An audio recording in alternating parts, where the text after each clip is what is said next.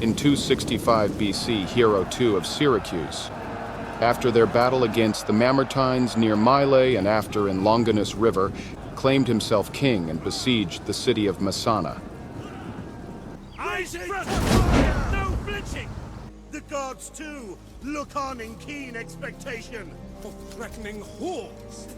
The Mamertines, who were previously mercenaries of the former Syracusan tyrant Agathocles, seized the city alongside the fort of Rhegium, controlling the toe of Italy.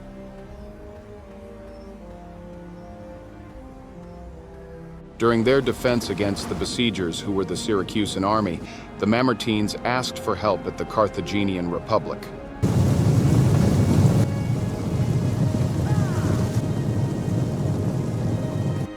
The Republic of Carthage accepted and helped the mercenaries from their Syracusan enemies.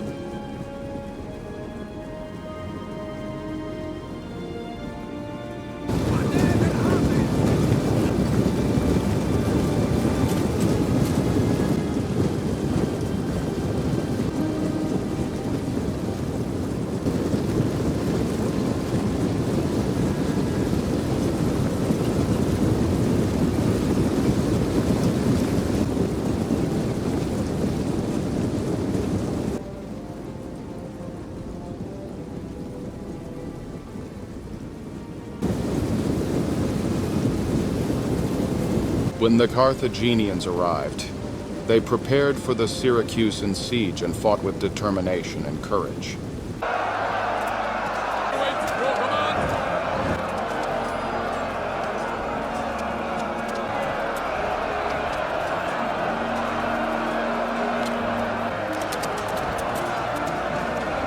After some time, the Syracusan army started to rout. The signal for Mamertines and Carthagenians guaranteed victory.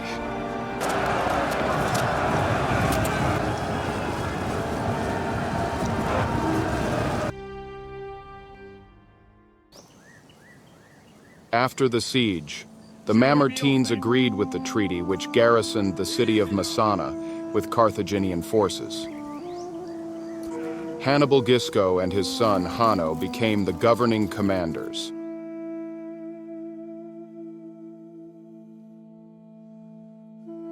The people of Mamertines were divided in two, those who wanted help from Rome and those who wanted to stay with the Carthagenians. The mercenaries then agreed at requesting help at the Roman Republic.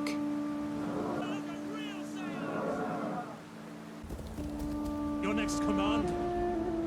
The senates in Rome were in doubt and viewed themselves as hypocrites if they accepted the Mamertines' request for help. This was because the Fort Rhegium was liberated by the Romans against the now desperate mercenaries.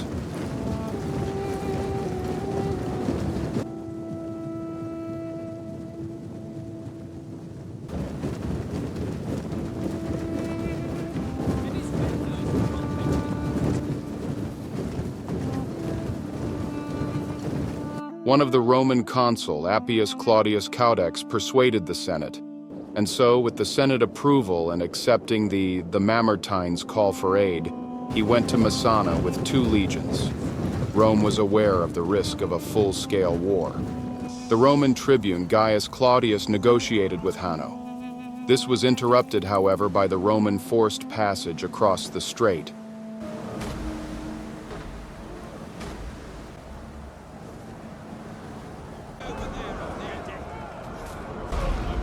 Some of Gaius' ships were captured. Hanno, wanting peace, wanted to negotiate again by giving the Romans their captured ship. Gaius refused. The Mamertines convinced Hanno to negotiate for the last time, and agrees again.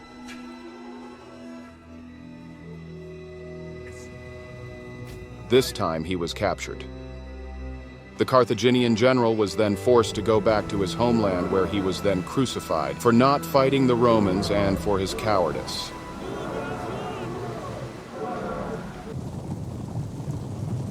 The Mamertines welcomed the Romans, but Carthage wouldn't give up the city easily.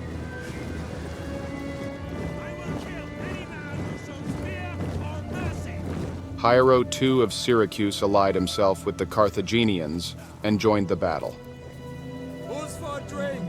time! Not in my unit, garrison! Carthage, with an army of 12,000 men with their Syracusan allies, besieged Messana.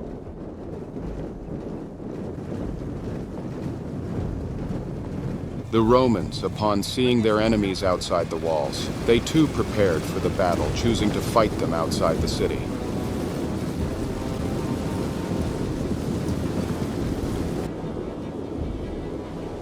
The Romans, after their march outside the walls, they prepared for their battle formations.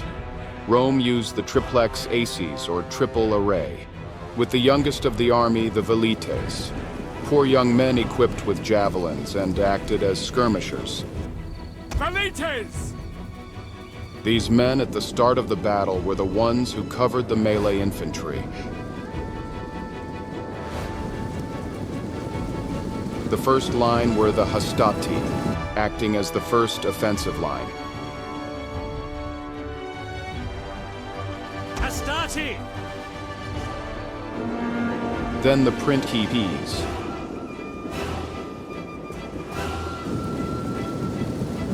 acting as the second line. Principes! Lastly, the reserved veteran units, triarii, acting as the third line.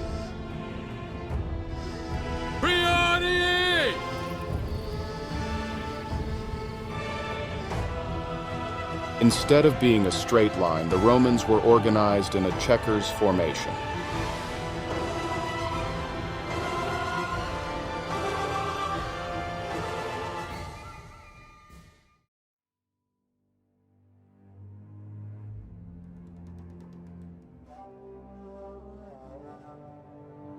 In what follows, with our people. The skirmish between the two armies started.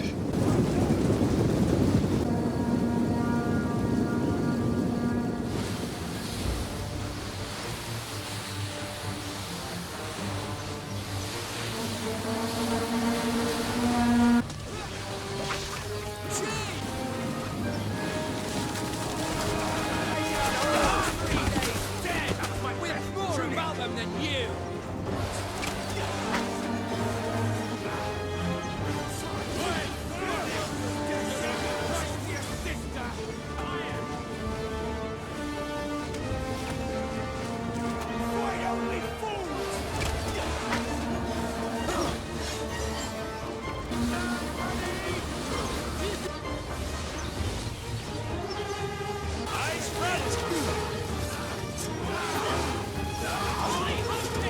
After some time had exchanged lances and javelins, the skirmishers of Rome and Syracuse retreated. Both the army had enough casualties.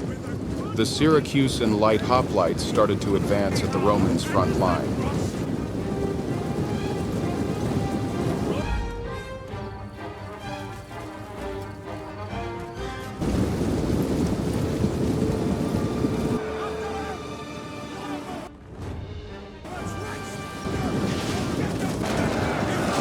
The clash between the hastati and the hoplites roared their shield.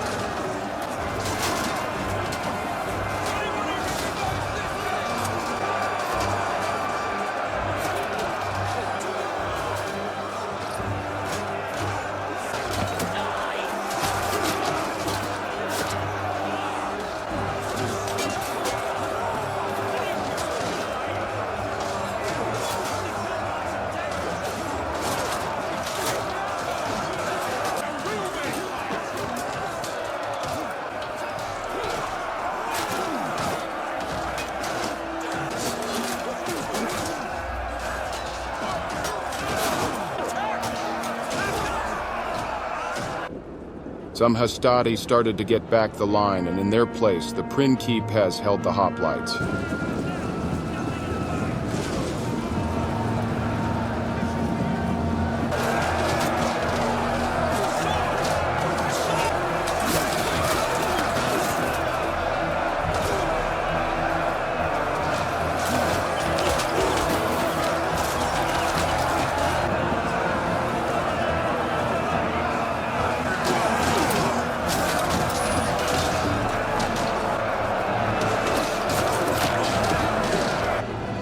The light hoplites' morale dwindled and retreated.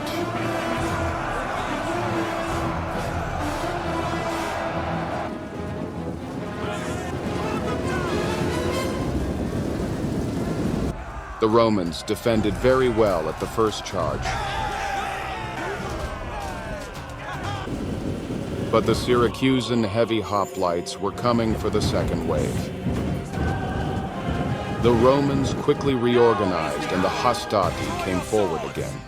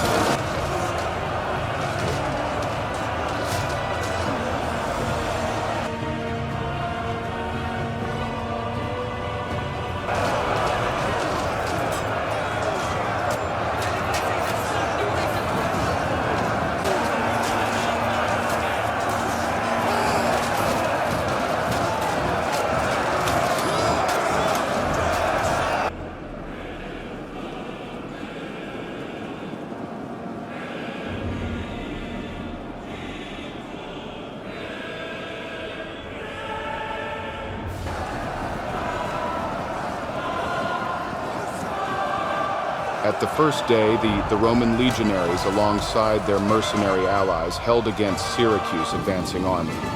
But in a twist of fate, Hiero ordered his men to back off. Hiero and his army retreated. The next day, they fought against Carthage.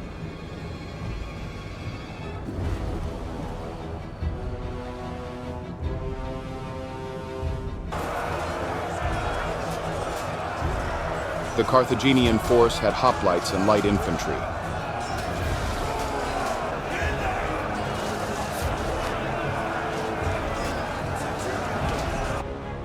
Romans and Carthagenians exchanged power blows. The two armies fought in a very disciplined manner. Rome, due to their superior battle tactics, made every maneuver and reinforcements easier.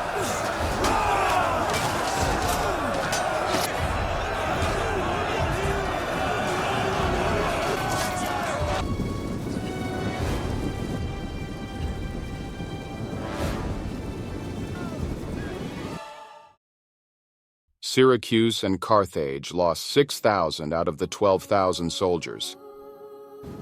This battle would lead Rome and Carthage to their famous rivalry. The events of the Punic War was finally unfolding.